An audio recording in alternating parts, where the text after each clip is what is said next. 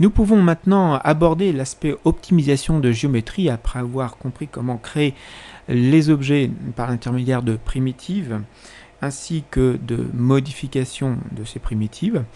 Il faut savoir que l'optimisation de géométrie a son importance puisqu'il permet d'obtenir des objets plus légers et donc moins coûteux en ressources, tout en conservant leur aspect visuel au mieux. Alors pour illustrer cet aspect, nous allons ouvrir le fichier radiateur01, donc dans File, Open, et dans le projet Ghosty, nous allons donc charger la scène radiateur01.max, et nous nous rendons compte qu'effectivement l'objet en Edit Faces, bien sûr avec l'option Edit Faces de cocher, nous rappelons que l'objet box01 était largement doté de segments. Nous allons pouvoir ici demander à ce qu'il soit optimisé, mais auparavant, nous allons lui appliquer un modificateur qu'on appelle le modificateur Relax. Donc, dans la pile de modificateurs, nous allons ajouter le modificateur Relax, qui se trouve dans la catégorie des paramétriques modifieurs. Et nous allons demander à ce que la valeur de relax value, soit de 1, afin d'obtenir ici un léger chanfrein sur les côtés de cette box. Donc ici, première modification avec un outil de relax, de relâchement des vertex. Et nous allons maintenant appliquer un modificateur Optimize que nous allons trouver dans la catégorie Mesh Editing.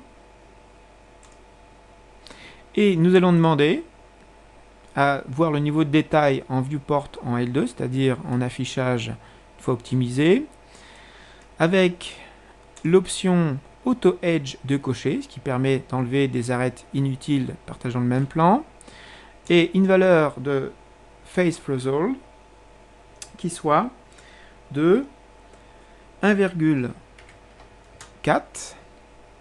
ce qui va nous permettre ici de pouvoir perdre le maximum d'arêtes sans pour autant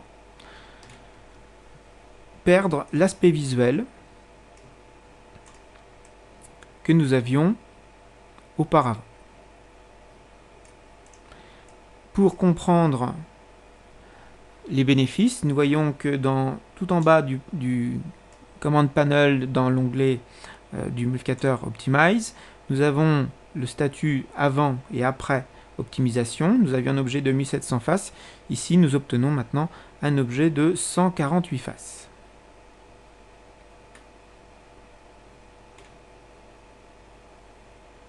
Enfin, nous allons donc terminer par l'ajout d'un modificateur sur la molette, le cylindre chanfreiné, donc nous allons le sélectionner et lui ajouter un modificateur Taper que nous avons donc dans la liste des parametric modifiers, et nous allons lui donner une valeur de moins 0,23 en amount sur un axe primaire de Z avec un effet XY, ce qui va donc nous permettre d'obtenir une forme légèrement plus conique et donc plus adaptée à ce que serait donc une molette de réglage pour un petit radiateur.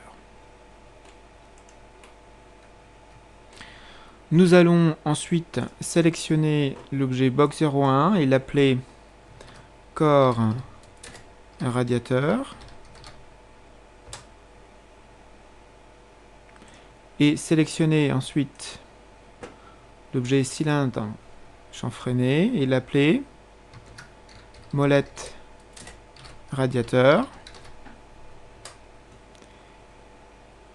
Sélectionner ces deux objets, aller dans le menu groupe pour grouper ces deux objets et appeler ce groupe radiateur.